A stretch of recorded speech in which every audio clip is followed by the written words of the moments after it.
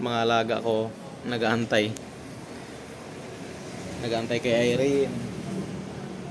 Kasi siya yung nagdala ng pagkain eh. Nasa pinto sa lahat. Ito rin tulog na. Kakaantay. Lalo naman to. Nalungkot naman eh. Ayan o. Gutom na? Gutom?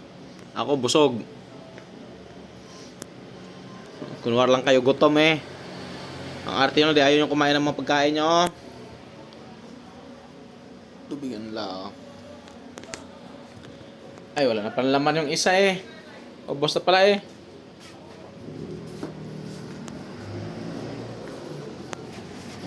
Pugi. Gutom na pugi. Ito yung aking pugi. Kita niyo yung katawan.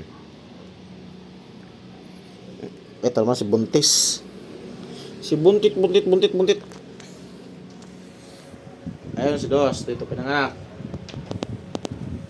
Yung nanay lumayas. Yung nanay sa nanay ito, isa lang lumayas. Kasi hindi naman yung taga rito. Tagalabas yun.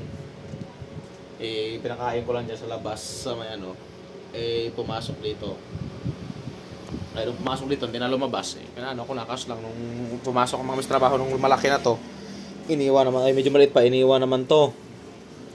Buti lang nakasurvive siya.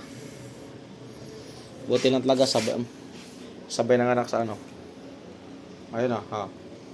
Yan ang pagkain nyo, hindi yung hindi yung nag-antay ka ng pagkain tao. Mamaya na yun, mamaya ang darating, mamaya pa kain. Kumain ka na rin. Okay, kumain ka na, Dos. Meow.